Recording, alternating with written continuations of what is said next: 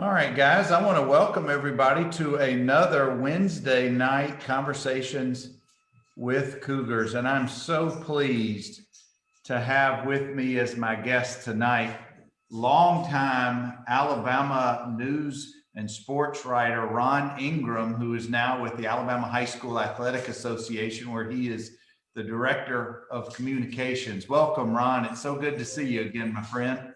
Same here, Bernard. We're glad to be with you. Oh, it's absolutely my pleasure. And as we've been doing all through this year, Ron, is having a series of conversations that I call Conversations with Cougars. And it really is involving the players, the coaches, cheerleaders, trainers, sports writers, on-field, game radio announcers, anybody connected with our now sadly defunct program. But we've got 41 years of great history. And guys, speaking of history, there is no person in our state who knows more about high school sports in the state of Alabama and its history than my guest tonight. And Ron, we're going to test you a little bit tonight. I remember the first game. It was 1978 and it was Carroll of Ozark. Here we go. Here we go. But before we get into that, Ron, I want for you to share a little bit of your history. I know you're from Pike County.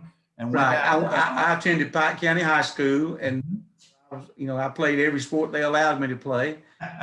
Football, basketball, and track, and grew up on a farm about 15 miles outside of town. Ended up going to the University of Alabama, where I graduated. Didn't play sports there, but I majored in journalism and minored in radio and television, and started to work. My first job was in Panama City, where I worked with Earl Hutto, who became a U.S. congressman. Public relations firm, and I worked with him for about 6 months, and then I moved to Dothan, where I started the sports section for the Dothan Progress in 1974. Well, that's there until I went to the Dothan Eagle in 1981. There till I went to the Birmingham News in 1984, and I stayed there till 2007, and I became the Director of Communications for the High School Athletic Association on December 1, 2007, and I've been here ever since.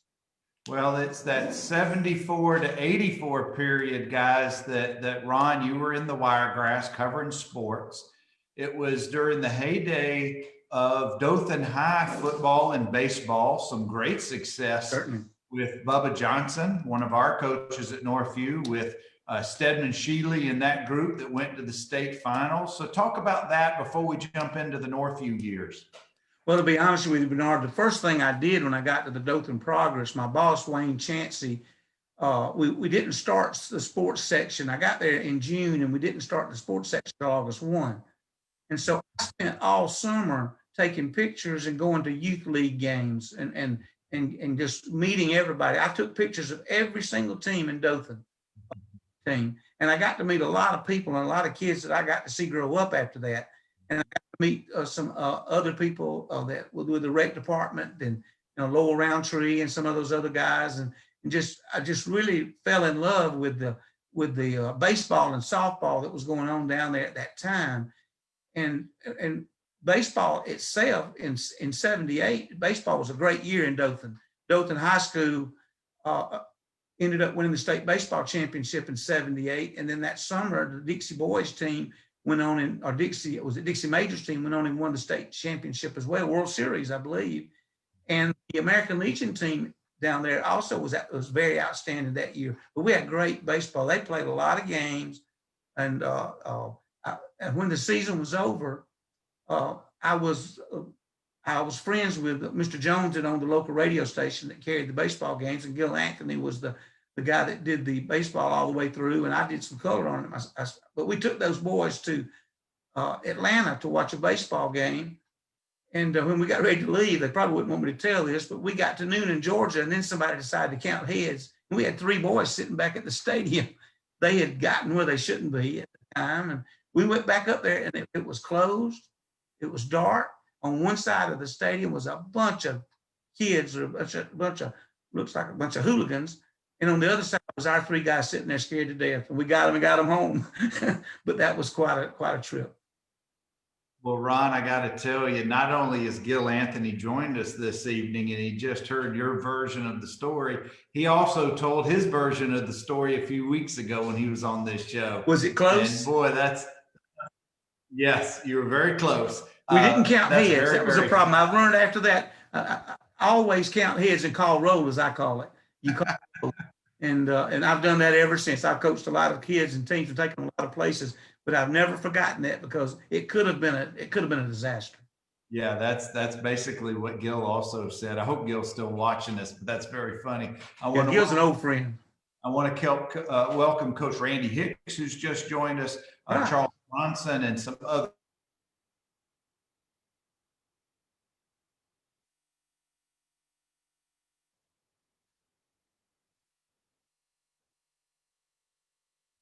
former players, Eagle in the 70s through the mid 80s.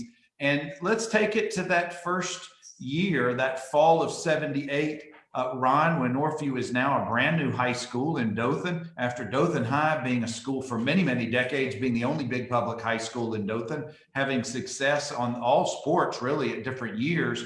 But now we got a brand new program. When did you meet Coach Parrish? What are any recollections that you may have from that time period?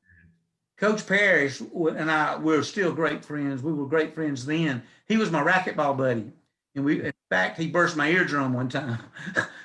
But we played racquetball all the time. And so we were great friends. And like I said, we're still great friends. He had a philosophy. Coach Philip Krill was at Dothan High School. And the difference in 78 when the new school was built, and I've seen it and since then in other places, and it's just according to your mentality of it. But Dothan High looked at what they lost. Mm-hmm. They lost seniors, they lost juniors, they lost sophomores, they lost coaches. Northview looked at everything they had gained. It was all brand new, and they had an excellent principal in Dr. James Smith. They had Wayne over there as the head football coach and athletic director. They had some incredible other coaches that were there. Now, Wade Morrison went over to Dothan High, and that first basketball team he coached at Dothan High School, he'd been the Carver Dothan coach, and he's one of the best basketball coaches in Alabama ever. But he had that team ranked number one in the state, and they went to the state tournament and got beat by Eddie Phillips and Parker in the semifinals. But he had Carl Mitchell and James Smith. Dr. Smith's son was on that team. But they had a great basketball team. But the football team at Northview, Coach Parrish had something like 90 freshmen out, about 90 freshmen, and there were probably another 150, another 125 at least on the team. And I don't think anybody expected to see that many because Dothan had a big turnout too. But he started something in a positive way right off the bat, and really just people just were there was just an excitement there. One of the things they did at the school, and I know it was kind of kept secret, and if I recollect this right, is in the summer the student council was able to come in and paint the halls, and they each hall for each group, like the freshman hall, the sophomore hall, the junior hall. And then the kids didn't see it until that first day of school. And they walked in and they saw their own hall. Everything was brand new. Of course, Dothan was a old school, and it got a makeover too. But at the time, it was needing a makeover. And all these kids that came in, it was just such an exciting time to be at Northview, I think, at that time. And I knew a lot of those kids. I had a brother-in-law that lived with me that was a freshman, and he was at that school. And I really got to see firsthand what was going on. It was so positive. It was so wonderful to see that positive. Well, it's just so new. It's such a new experience for everybody involved. An instant rivalry was created. The schools are frankly not that far apart geographically. And all of these guys either went to school together, lived in the same neighborhoods, competed with or against each other in rec ball. And I've talked to several guys who were on those first couple of teams, and you're friends until it's time to kick off that first kick. And when the Dothan Northview game first came around, that's where I want to take you with this. It wasn't the end of the season like it later became, right. But do you recall that first? I'll call it the Circle City Classic or whatever that it was called at the time. That game. I remember it, I don't remember that first one as much as I ought to. I remember the one where Larry Roberts lined up to try to kick something like a 70-yard field goal, almost did it. And of course, Northview won one game 10-7 on a field goal. But right off the bat, Northview was good. I think they were 7-3 that first year. And Dothan struggled, and that made I think that with Dothan struggling at that time, that didn't have the kind of impact that I thought it should have had. We needed Dothan to be very, very successful. We needed, especially in football, we needed Northview to be successful and always competing for the championship, because Enterprise was sitting over there with as good a program as you'd find in the state. Yeah. And Carroll Bozart was the other team in that area. And they were a team that both Dothan and Northview had great success with, but they had Coach Terry there at the time, and they were pretty good too. But Northview was much better to start with. But I remember somebody saying, and Harry Wayne and I talked about this one time. I'm not going to say who said it, but somebody said that there's no way Northview could be successful because all Coach Parrish was a line coach. An offensive line coach couldn't be a good head coach. What he didn't know, the person that said it, was that some of the greatest coaches in college and high school history were line coaches. Buddy Anderson is just retired at Vestavia Hills with 346 wins. He was a lineman. He was a line coach. He was an offensive line coach. Bob Newton at home with it had all those great teams.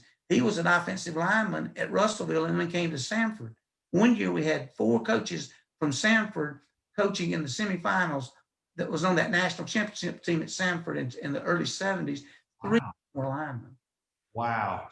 Offensive line, they learn the game sometimes better than a lot of people think they do. And as a center, he learns everything. He learns the defense and offense. But Coach Harry Wayne Parrish was a very, very good football mind, and he put together a good coaching staff, and they worked well together. They certainly did. And I want to ask if Coach Hicks is still with us, or maybe Charles Bronson may remember that game when Larry Roberts lined up for what was probably close to a 70-yard field goal attempt. You guys recall that? Share some of your stories with us. I want to welcome Willie Banks, Sammy Floyd, Jason Keel, and some others who joined us. Of course, I'm talking with Ron Ingram with the Alabama High School Athletic Association. And we're talking those first years, the late 70s, early 80s, when Ron was with the Dothan Progress and later with the Dothan Eagle as the sports editors. Ron, what was it like covering more than one high school football team over the course of a season? Each week we had not only the 2 big public schools, you had Houston Academy and so many of the county schools. How in the world were you able to report on so many games in a given weekend? Well, to be honest with you, my philosophy that I had at the Dothan Progress and I carried to the Dothan Eagle and carried to the Birmingham News was very simple. We covered every school in our coverage area, and we just did the best we could. What a lot of folks didn't know is if I had a school that didn't get their game to us on a Friday night, we didn't have the Saturday paper at that time, and I would be calling them at 5:30 in the morning or knocking on their door and saying, I didn't get your game. And I'd have some wives that didn't like me. I woke them up, but I didn't have to do it but a couple of times. Because the second time, the wife took care of the coach and the coach took care of the game. So we were happy. But I just let them know, look, I'm going to give you the coverage. Now you got to do your part too. But I didn't have a budget in Dothan like I had at the Birmingham News. I was able to send somebody to all those games and gather them. We had probably I probably had 85 to 100 high schools that we covered most years up there. But at Dothan, we broke it down. We broke our coverage down to this. We had the Dothan City Schools, including Houston Academy. We had the Wiregrass. We had the Wiregrass Athletic Conference schools, which was the Ashfords and the Cottonwoods and the Headlands. And then we had what we called our Florida Roundup, which was Graceville, and which was Bonifay and places like that. Wasn't high priority, but we still covered. And then we had the edge of Georgia, which was Early County, Seminole County. And we tried to get all those in. And then we had the outside the area, the WAC, which might be Pike County, for us. It might be Troy, it might be Andalusia, and we expanded it. But the very first night I went to the Dothan Eagle, it was basketball season, and we'd been covering at the Progress. It was basically Houston and Henry County, so we had 18 schools we covered regularly. But at the first night, we had 2 phone calls on basketball, and I couldn't believe it. But by the time I left Dothan, we were getting 40 and 50 phone calls in at a time because they knew we were going to cover them. But Harry Wayne made it difficult. He didn't have his players interviewed. Right. You know, now Coach Krill was an old college coach. I say, he was a college coach. He didn't mind the interviews, but it was tough. We got a lot of criticism from Northview because it said, all you're writing is stories on Dothan people. Dothan kids. And I could tell them, well, Coach Parrish don't want us to have interviews with them. But it didn't serve any purpose because it was still my responsibility to get it. And it took me a good long time before I won the confidence of Coach Parrish till he understood that we were going to treat him right. And I said, look, we'll interview him in your office, and we ask him any questions that you don't want us to ask them. And we want to do what's the best in what you're doing, not what's the worst. And we finally come to a good arrangement there. And I had to earn his trust, though, and I don't blame him. He cared more about those kids than he did about the coverage. So he was going to make real sure that they were going to all be on the same page, and I admired him for it, to be honest with you. Yeah, it really was not until each of our senior years did we really have much contact with. Yeah, he let me talk to the seniors. He let us talk to the seniors, son. Well, Ron, I know you have such a wealth of information and recollection and things. So what I'd like to do, rather than overload you with what I want to ask, is maybe just kind of give you the floor for a minute or two and share some good memories or games, players, plays that really stick out in your memory bank from the time you were covering the Dothan City schools in Northview. Well, one that sticks out, people may not realize how close Northview came to not winning that championship against Carver of Birmingham. Mm-hmm. They had a quarterback named Andrew Anderson, Carver did, who could throw that ball 70 yards. And on the last play, I guess it was either the last play or their fourth down, he threw that ball 70 yards. Mm-hmm. A defensive back in the end zone who could not get to that ball, got to that ball and knocked it down, or just tipped it just enough that it couldn't be caught. Ron, I had Bruce Johnson on, who was one of those DBs in that backfield, talks about, and I think it was Pi Whaley who broke across and later played in college, who was able to get to that ball. But go ahead. But he just got a finger on it. And that was the most beautiful pass. Carver lost a state championship because of a finger, really, because they would have scored the winning touchdown. But now that's not where the state championship was won. That's where it wasn't lost because of great play. But Northview lost its quarterback in mid-year, and y'all had to readjust. And everybody, I think David Alford was one of the quarterbacks. He was the starter. Was just so efficient, and they got better and they got better and they got better. I was in Birmingham when they won in '85, when they won the second state championship. That was '81 I'm talking about, I believe it was, but in '85, that was another champion. That was another time. But y'all pulled a real big upset that particular year at Crampton Bowl, because I went and saw it. Robert E. Lee was up like 27-7 in the fourth quarter, and Northview came back and won 28-27.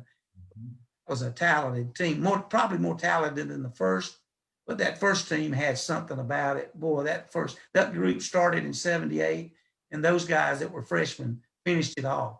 But that was some great memories. And the thing I remember more than anything about that team was the banquet at the end. Coach Parrish didn't give out a lot of awards, but the banquet was not a big steak dinner and all this kind of stuff. It was people bringing covered dishes, and the parents brought the favorite foods of their kids. And I saw kids that didn't live close to each other going and tasting the food of the black kids, the white kids shared. And it was just a great moment of just loving each other. I told Harry Wayne after that, I said, Harry Wayne, I didn't understand what you were trying to do, but I saw it at your banquet. You created an atmosphere of family that probably a lot of these kids had never seen before. They were not having the same feelings of family at Dothan High. It was just different. This was a family brought together that nobody expected to do much, but they did everything they could do to be as good as they could be. Yeah, it really was, I think, the secret of Coach Parrish's success, that was able to instill in all of the coaches who coached with him that philosophy. And it just spread. Plus, with it being such a new school and everyone, I mean, I was still in middle school at that time. I didn't come to Northview until the fall of '82. But by that point, you know, that's all I knew was Northview, and all the younger kids already had either the shirts or the shorts or even a jacket or something, and the school spirit just was everywhere. And then it didn't hurt at all that Coach Parrish had winning teams. And then the fourth team of the school, 78, 79, 80, 81, like you said, were those freshmen in 78. They take home that title. But I want to back up, Ron, to when David Alford was hurt. I think it was Cairo, Georgia, in late September of that season. And Dickie Lillard came in, and just as the season went on, got more and more confident. And it didn't hurt that he had such a talented offense behind him, and such a immensely, just the defense was just swarming. Lots of talent on that team, but Dickie just stepped in as a junior. It was beautiful in the way he led the team, led the offense. But it just seemed like that everybody picked up their game a little bit. And David Alford was really a great quarterback and a great kid and a great leader. And he kept leading even when he was not playing. Mm-hmm. Was Dickie's biggest supporter. But nobody on that team was looking for fault or blame about anything. They were looking for trying to find a way. And one of my favorite kids that was in Northview at the same time, he was younger, he didn't play football, was a kid named Robin Parker, I coached him in youth leagues, and he was a great baseball player. He moved from Chicago, where he had been on an all-city Little League All-Star team when he was a 10-year-old. And I happened to get to coach him. And of course, during that time, we were having to play against, my mind's going blank, the left-handed pitcher that was so good at Northview. Barry Hightower. Barry Hightower. His dad coached a team that had this other kid, another big left-hander that was as good as I've ever seen. I thought he would be in the major leagues. He was about 6'2", and we ended up being the only team to beat him that year in youth leagues. But Robin was part of that baseball program, but the baseball players that didn't play football, they were still there to support them in the football players. So everybody was a Northview Cougar there. And it was just such a neat thing to see. But every single week, it seemed like there was a new surprise, a new pleasant surprise. Mm-hmm. One of the things that I do remember too is Floyd Griffin. Mm-hmm. Forget Floyd Griffin. Mm-hmm. People didn't know about Floyd Griffin. In fact, the first award I ever got for writing a story was about Floyd Griffin. Oh. Floyd was one of the first 2 kids to integrate schools in Dothan. I didn't know that. He was one of the 2 kids that integrated the school at the junior high school. And as he went to the junior high, he lived with his grandmother, and he had to have federal marshals to carry him up the steps. And a lot of folks mistreated him. It was just the times, a lot of the time. But he went on, though, and he finished it. He finished his high school, Tony State, played golf, and then he took a job somewhere up, I believe it was GM or Ford up in Detroit, but was called into the ministry, and he felt like he wanted to coach. And he came back to the Wiregrass, and Coach Parrish hired him as the track coach and hired him as an assistant football coach. And he was the head of FCA. Mm-hmm. And he ministered to the kids of some of the parents that were students when he was in high school at Dothan High. Mm-hmm. Some of those parents acted like kids, the times again. But there was a girl at Dothan High, and I don't want to call her name, but she was a cheerleader. And one day Floyd was in the front of her at the water fountain at Dothan High, as I recall, and she walked up and he backed up and let her have the water. Well, some of the players on the football team didn't like that. And that day at practice, they jumped on him and got him pretty good. Well, he persevered though. He persevered. Mhm. Lady had a daughter that was a cheerleader and a son that was a player on that team that won the state championship. And when she realized that the Floyd Griffin that was the coach was the same Floyd Griffin that she knew in high school, she reached out and just became just let people know that, you know, this is a guy that makes a difference. And he led to Christ a lot of kids that were children of those folks that didn't treat him quite like they wish they had. But everybody that knew Floyd, he never held any grudges because he knew it was the times too. He never held any grudges. He just opened his heart to anybody, and he loved them and they loved him, and he never spoke a word about it. We wrote a 3-part series about it, and I couldn't believe what I was hearing whenever I got to do them and doing the reporting of it, and I just knew that this man was something special, and he stayed something special, and he made a difference in the lives of people because and I think a lot had to do with because Northview was brand new. Mm-hmm.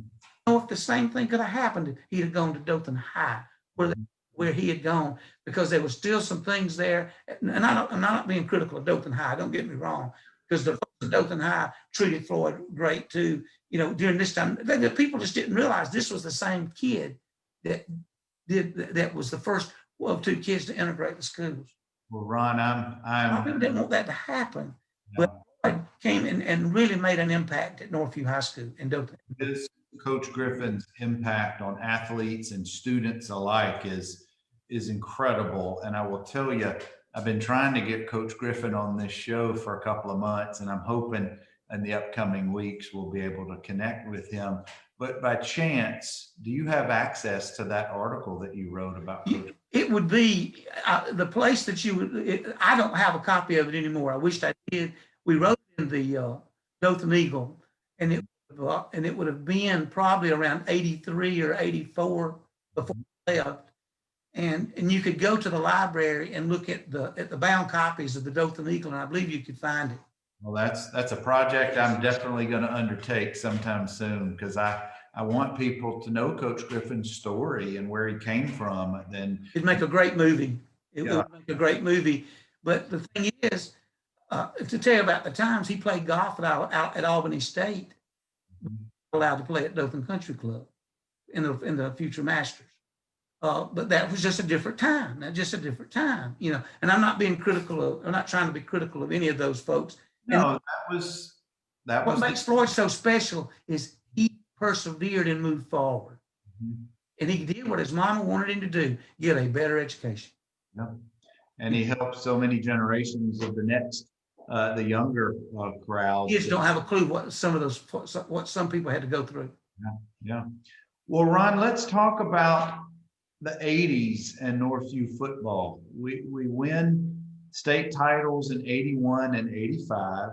And you can certainly set the record straight, but it seemed like the southern half of the state won more 4A and later 6A titles than the northern half. Obviously, that shifted as Hoover became the powerhouse that it did, and Prattville had some success a few times. But what was it like in the Wiregrass?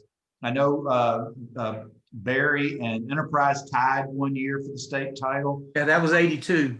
Talk about Wiregrass and 6A and 4A at the time football and what it meant around the state. Well, to be honest with you, Bernard, it was from a statewide image, it was Enterprise and the rest. Mm-hmm.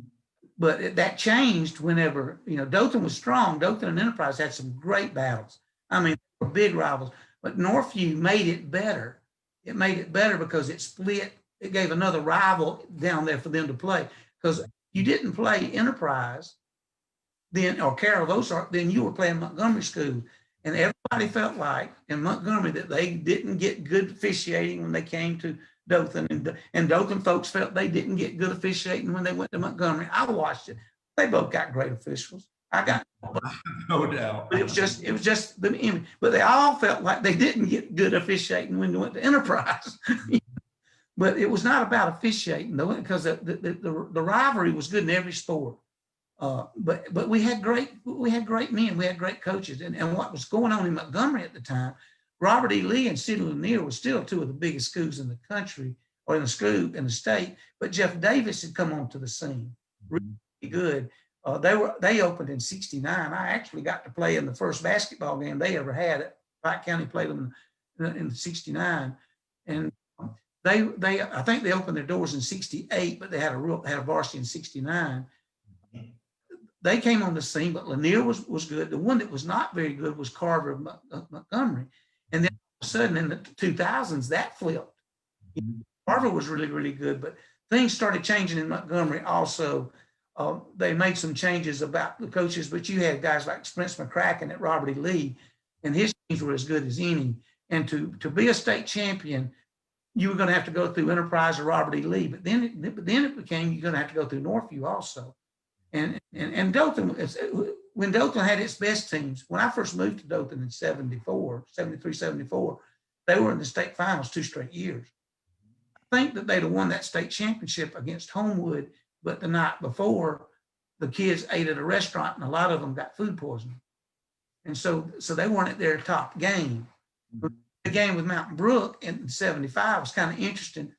They had Major Ogilvie. Dothan had Stedman Shealy. 4 years later, the Alabama press guide had Stedman on the cover and Major on the back. They won a national championship together. Both those men were great men and still great men. There were some great people. David Reeves is as good a football player as I've ever seen. As good a baseball player as I've ever seen. In 78, Dothan won a baseball championship and really didn't have a shortstop. They had, Steve Peters played it, but luckily the ball didn't go to the shortstop. But Steve could hit the ball anywhere, and he was a decent shortstop. But they didn't have that true shortstop, but they had pitching. And then Northview's great teams had Barry Hightower pitching, and there was no pitching limit. And he was awesome, and they should have won the state championship 1 year, but fair. Please, it's still too soon. That spring of '84, I was playing shortstop for Barry on that team that we lost to Fairhope, and James Morissette and Chris Johnson. And if you remember, I broke my wrist on a play at first base. Right. And Well, you were a great shortstop. Now, y'all had shortstops at Northview. That 78 team at Dothan just didn't have a true shortstop. And Stedman played shortstop when he was coming on. And I remember about Stedman, Shealy in baseball. They were playing Jeff Davis, and Jeff Davis had a boy named David White. This was in the early 70s. He went on to be a great player at Chattahoochee Valley, and Dothan, Wallace Dothan and Chattahoochee had big rivalries. But Stedman went up to the plate, and I was at the edge of the dugout, and the winning run was on third, so it was all good. Dothan was fixing to win because Stedman always drove in the winning run. Stedman Shealy did. Well, this pitcher, David White, threw 3 of the most nasty fastballs I've ever seen, and Stedman took his rips, all 3 of them, and he struck out. And when he came back to the dugout, I heard a kid in the dugout say, if he strikes out Stedman, there's no way we can win. And somebody said, don't say nothing to Stedman. He's going to be mad. And when he got back to the dugout, this kid finally said, Stedman, how did you strike out? And he says, well, you were just better than I was that time. Hung his bat up, and I saw right then, this guy's got something. He's living and dying on the moment. He's there for the next day and the next day. And those kids rallied around Stedman, but now that David White was very good. And Jeff Davis won a state baseball title with him that year. But then with Northview's team, and the Northview team, I guess it was '84 with Barry. If we'd have had a pitching rule then, I think Northview would have won. State champion that year happened to be, I think Huffman won it that year, and they beat Fairhope in the finals. And Huffman had 3 pitchers on that team that reached the major leagues, including Britt Burns. Yeah. But that year, if I remember right, Barry Hightower pitched a shutout in the first game and struck out just about everybody. Coach Johnson started in the second game, and y'all were up like 6 or 7 to 1, and Barry had thrown about 5 innings, and it was about over. So Coach Johnson took him out, but he'd thrown enough. Oh, he had thrown probably 200 pitches If you'd had a pitch count, or if you'd had innings pitched, then he wouldn't have done that, and Coach Johnson wouldn't have either. But Barry wanted to, But either way, he took him out, and something happened, and Fairhope came back, won that game. And then y'all had to play a third game, and Barry couldn't. There's no way he could even come back. Yep. And Coach Johnson, I know he talked about that. I'm sure he thought about that many times. It wasn't It wasn't poor coaching. It's just one of those things. Y'all just couldn't get them out all of a sudden. When Barry left the mound, you just couldn't get them out. The momentum changed, but Ron, and I really appreciate. Gosh, you've got your memory is just so awesome, and I appreciate you sharing a lot of these memories that you've got, a lot of names that are coming up. I want to ask you. I want to go back to Northview football in the '80s, and before my senior year, Northview didn't throw the ball a lot. You did. That's where I'm in going. The record books, I believe in. Well, at that time in the '80s, Northview kind of followed a lot of what Alabama did. It was a lot of run-oriented. Leo Butler, who was 2 years ahead of me, had a real strong arm, threw a little bit then. But it really wasn't until I showed Coach Parrish that I couldn't run the ball very well. And we had so much speed and talent on offense from skill positions. We went and got the run and shoot that summer with Coach Andrews, and we brought it back and slowly figured it out as the season went on. But here's my question for you. At that time, where a lot of teams, or most teams in the South Alabama, where they run-oriented, do you remember passing teams in the Wiregrass? Everybody did the same thing. Most of them either ran the wing tee, or they ran the wishbone, or some kind of veer offense. And the quarterback, so you take Cottonwood, won state championship in '86. They were the year before, they got beat 2-0 in the semifinals and didn't get a chance in a storm and rain. The only points they gave up in the playoffs, and they got beat 2-0. Wow. But they ran the option. And Pete was a great baseball player too, probably as good as we had in the Wiregrass. He was a shop too. But those boys knew how to win. But Coach McCain's teams were run oriented. They were option oriented. Most everybody down there was option oriented, and if they were a wing T team, they were trap oriented. They would run the fullback dives. That's what I played in high school. A lot of that, and a lot of trap plays. And the big play was the flanker or the wide receiver trap back across the middle. You get everybody moving this way, and then you run it the other way. It's a work of art when it worked. But Harry Wayne went to that throwing. I think part of it was because y'all did have some great skilled players, but you also had a great arm.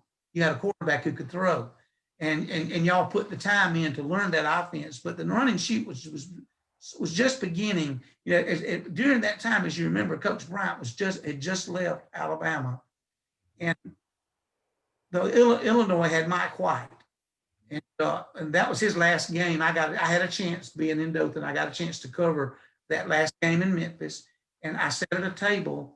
A breakfast the day of the Liberty Bowl. It was cold up there, but on that day of the breakfast, Coach Bryant bought breakfast for all the Alabama riders, and I sat down at this big round table, and he didn't know me much. He didn't know who I was much. I knew him, but he sat down at the table right next to me. There was a seat there, and we had Al Fanhoose at that table, Bill Lumpkin, but I was just sitting there, just wide-eyed and listening. And somebody asked Coach Bryant, and said, "Coach, what do you think is going to be the offense of the future?" Because he changed the whole thing, the whole focus of football when he went to the wishbone, went and learned from Darrell Royal behind closed doors how to run the wishbone, and when he brought it back, it saved his job, and it also gave Alabama the greatest run probably in NCAA history until what they've been doing with Coach Saban. He pointed over to Mike White, was at a table on the other side of the room, and he said, "What he's doing is what's coming." He said, "The rules have changed. The game is going to put the game in the hands of the skilled people." He said, "Defensive teams are still going to win, but they're not going to win shutouts. Going to win, but the defense is going to win for you." And that's when I started paying attention more. And by the time I got to Birmingham, I started seeing they were all running the wing tee in Birmingham the same way. And some more ran the wishbone or the veer. But the teams that started putting that in, most of them did one thing. They went to their shortstop. and got him out for football. You know, and when I went to Pike County High School, Bob Booth came in my junior year, and we were Fred Bowers left, and he came in looking for a quarterback. The head coach's Fred Bowers' son Buck left with him because he was the freshman quarterback. He looked at Randy Walls playing shortstop. Randy was a slow wide receiver, and he was a great baseball player. And he said, "That's my quarterback." And he took what Houston was doing with Chuck Hickson at the time, back in the early 70s, the football, and put him on that regimen. And Randy ended up being a great passer, signed with Auburn, and was the quarterback of the 72 Amazons. He got his shoulder hurt in the practice after that game, and it ended his career, but he was a better baseball player. But shortstops make great quarterbacks because they're leaders and they know what everybody else's job is.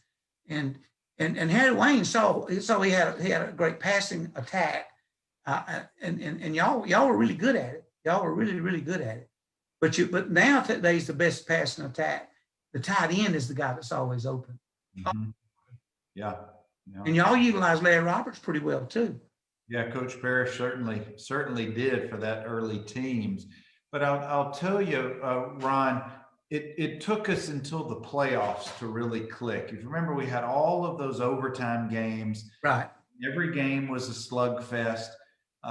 And not to belabor all of those games, but frankly, it was obviously the league game in the semifinals. Then we played a muddy game against Fairhope in the quarters. I mean, the other way around. And then by the time we got to the Huffman game, you know, that we were not used to the fact that we were up like 25-7 at halftime. Right. That was not our normal, the way games went. Well, it was 27-7 in the fourth quarter. Y'all were trailing against Lee. Well, that's true. We did catch magic in a bottle or lightning in a bottle. Ooh, what a quarter. I saw that. That was an amazing quarter. That was an amazing quarter. Now, that particular year, I was already at the Birmingham News. Mm-hmm. And I came back and saw that because I believe it was either a Thanksgiving night game or a Thursday game that played because of the Crampton Bowl situation. Mm-hmm. And it was truly an amazing game to see because y'all just were the receivers got open, you know, and for some reason, well, Spence McCracken never changed from a 6-man defensive line, and poor Quentin Riggins sitting in the middle, his head was on a spin the whole fourth quarter, and frankly, David Hogan couldn't be covered at that time. He was our OBJ or whoever the hot receiver you want to call for today. But David just got to the right places, and we got to where we needed to go. But I know you were, like you said, at the Birmingham News by then. Did you cover the 6A state finals when we took on Huffman? Oh, yes, I did. I knew y'all were better because I'd seen the week before, and I knew y'all were better than them. Huffman, for them to win, they were going to have to keep the football, and they didn't do it very well. They fumbled right off the bat. Your defense was really playing well. And y'all scored. Y'all took it down on them and scored. And like you said, that game turned around on them fast. And they were not a team that was good at coming from behind. They were really good at being ahead, but they weren't very good at coming from behind. Well, it's Ron. You know, they get the ball, they drive down, they score it 7-0 early. They get the ball back. They stop us. They get the ball back. They're driving again, and they're inside our 15. And then what I call the seminal play of the entire program of the 41 years at Northview is our defensive lineman, Bobby Estes, jams up an option, and Aristotle Kirkland, number 8. I love that name, don't you? Aristotle Onassis Kirkland, AOK, takes it back to the house, and that changes the whole game. We then scored. Huffman just got disoriented right after that. They just kind of apart for about 10 minutes, and Northview just turned it on. And really the second half was kind of boring. Well, it was. We played midway or late into the third quarter, and then Coach Parrish, as he's known to do, he emptied the entire bench. So folks, everybody on the roster could say that they played in a state championship game. Huffman scored, I think, late in the fourth quarter to bring it back to 32-15. But anyway, that game was not typical of any of our games from that year with all those overtimes. Yeah, I believe your first playoff game, if I didn't see it, But I think y'all played somebody like Bay Minette, and it went in overtime. We played Opelika, who was the number one. Coach Parrish famously tells the story that when the coaches met in Montgomery, the 6A coaches for the playoff pairings, Coach Parrish stood up because I think we may have been at 6-4, the lowest ranked team in the pairings, matched up against Opelika, who was the next team called. I guess they went alphabetically. And he said he heard some snickers coming from the Opelika coaches when they were announced and stood up. And this is how they do it. They still do it the same way, but, and you're not paired based on records. It's a matter of the seed. Like now, there's 4 teams that come out of the region. A 4 seed will play a 1 seed. But when we set the pairings officially, Mr. Savarese would do it now. But back then, it was Bubba Scott. Mm-hmm. Scott we would call. He'd say, "Okay, Opelika, you're 9-1. You're the number 1 seed from area 4. Y'all play area 2, and number 2 seed or number 4 seed, whatever, is Northview." And the coach from Huffman stand up and say, "We're going to play at Legion Field." Or Opelika would stand up and say, "We're going to play at Opelika High School. We're 9-1. We're going to have 5 officials, and it's going to be Friday night at 7:00. And then the other school stands up and says, "Well, we're 9-1, we're 8-2, we're 6-4. And yes, we agree." Now, if they don't agree, like for instance, let's say they wanted to play it on Wednesday morning at 6:00. Coach Parrish stands up and said, "Well, we disagree because we don't want to play it then." Well, Mr. Scott would tell them, "Go outside and y'all come to agree. I'm going to come out there and agree for you." Folks agreed pretty quickly. Yeah. That particular year, went to those meetings. That was one of the things I still do, and we have them right now. We're doing them right now. One that we moved them to Garrett Coliseum this year just to socially distance our coaches. You start out the year this year. We started out, the first meeting had 208 coaches. Then we went to 104. Then we went to 52. This coming week, when we're over, we're going to be down. Our meeting Saturday will be down to 26. Or actually 24, because Northview, the 7As are going to be settled for the finals after this week. Right. It's a lot of fun to see it. And they start out patting each other on the back to start with. But when you get down to that last time, they don't even look at each other. No, they don't, I bet. The same seats. And Harry Wayne used to come to that and he'd sit in the same seat every year. On that particular time, a 6-4 team, just most folks said, well, they're not gonna have much of a chance. But what they didn't understand is y'all were playing as good as anybody in the state when the season ended, and y'all were winning the close games. That's exactly right, and that's what ended up, because that Opelika game was close. All of our playoff games until we got to the finals. But Ron, I want to take you, and I sure appreciate your time, and we're getting close toward the end of our discussion. The new Dothan High School, they're now a 7A for sports is concerned. I know that the first year in 19 they were a 6A school, but how did that occur that they go from 6 to now 7A? And I want you to explain, because a lot of us really don't know what is the 7A super conference, and how does the school qualify to be in the 7A? The schools are still classified based on the same premise as they were when you were at Northview. Back then, when you first in 84, before 84 was the last year of 4 classes. Right. And in 85, when y'all played in 85, state championship in 84, but in 85 when y'all won, there were 6 classes. They moved to 6 classes. But the classes breakdown is different now. We're in 7 classes. But the reason Dothan was 6A the very first year they merged is because they did something that most school systems don't do. They combined their schools in the middle of a classification period. Dothan and Northview were both 6A the year before. That's the first year of a 2-year classification. That's how often they're classified. So merged together, they had to take the schedule of one of those 2 schools, and so they called themselves Dothan. They took Dothan's schedule. Northview was no longer in that grouping, so that region had 1 less team. Then combining those schools, 7A schools range anywhere normally. I think the smallest 7A this year has 1,012 students in the top 4 grades, and the largest has 2,400, which I think is Hoover.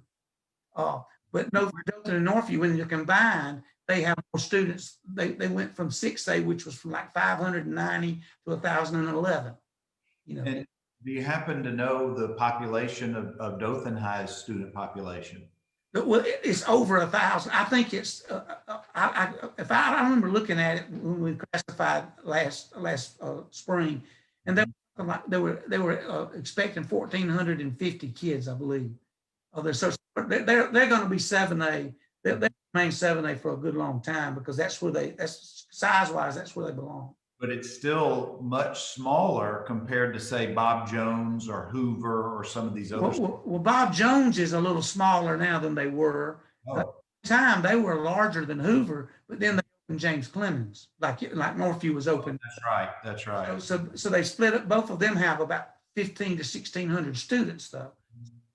But our schools, our 7A is our largest, and our biggest school has 2,400 students. In Florida, they have schools with 6,000 students, 5,000 students. Our 2,200 would be like a class 4A or 5A down there. Yeah, we just don't have the population. But to be honest with you, it's not necessarily about the number of students, because there's enough students where you have 800 or 1,800 to have good programs. Mm-hmm. Developing the programs, about having great consistency in coaching. And what hurt Northview, I think, what really ended Northview was that after Harry Wayne left, they went to a series of coach after coach after coach after coach. Unbelievable the number of coaches they went through. Got some big name coaches, pretty big name like Mike Dubose, and 3 of them were former college head coaches, but none of them were there to build the program back. Needed to. And that's a shame. And Dothan High went through a lot of changes too, you know. They sure did. But gosh, Ron, I could talk with you for hours, but I sadly, we're going to have to pause for now. But I sure appreciate you spending some time with us and just sharing so much of your expertise and that just what you've got stored up there mentally that just, I know you love it. So I know you. I can tell you this, Bernard, some of my best memories as a sports writer was those years at Dothan when Northview was opening up. And I loved Cottonwood, I loved Headland, I loved Slocum, I loved all those schools. I still do, and I always am excited when they're having successes. And I can't wait to see the new Dothan High become a major factor again. And it's going to happen. They've got a good head coach. It's just going to take a while. It's going to take a little while, but it's going to happen. I know they're going through some growing pains right now. But yeah, they're going through some. It's just, but everybody's got to pull together. But then again, you've got another private school in town with North Methodist that's now the AHSAA, and you've got Christian that's had a lot of success, particularly in girls' sports. And in golf is dominated right now by Providence and Houston Academy. Yeah, it's a changing times, but what hasn't changed is Ron's love for high school sports and just being so available. And Ron, thank you again for sharing some time and talking with me this evening. I've thoroughly enjoyed it. Well, we need to talk about sometime that game. Didn't you throw 69 passes? Oh no, that was my brother Rob. That was my brother Rob. That was your brother, right? That was in '89 against Greenville. Next week, he threw 50 passes. So he had almost 120 passes in 2 games. But the 69 is still a state record. Yeah, I'm sure. And I think at the time it may have been in the top 10 nationally. I don't know it probably still is. It probably still is. I'm trying to get Rob and my youngest brother, Dave. The 3 of us may come on sometime in January. That would be fun because y'all were all so talented. I'm telling you, I love watching y'all play. I saw you in the youth leagues, and you can tell. I could understand why Wade Morrison went to all the youth leagues because he could see those kids, and he really supported those kids. And he was a judge of talent, but he would tell me he knew. He wasn't just a basketball coach. He could tell me, he said, see that kid over there? He's something. He was talking about James Critton. Oh, sure. Oh, yeah. 56 in a B team game at Dothan High. And I asked Coach Golden, who was the head coach, I said, when's he going to be moving to the varsity? He says, he's just got moved. that was something. But anyway, I've enjoyed this, Bernard. Oh, big time. Big time. And guys, thank you again for all these weeks so far during this year. We've got so many more folks lined up in the upcoming weeks. Next week being Thanksgiving, I'm going to take that week off. I hope you guys will understand, and we'll get back with it the week after Thanksgiving. So please be safe, continue to do the right things. And I say it almost every week. If you're not going to wear it for yourself, please wear a mask for your fellow mankind, and hopefully we'll get through all this okay. Y'all have a safe weekend, and we will catch you next time on Conversations with Cougars.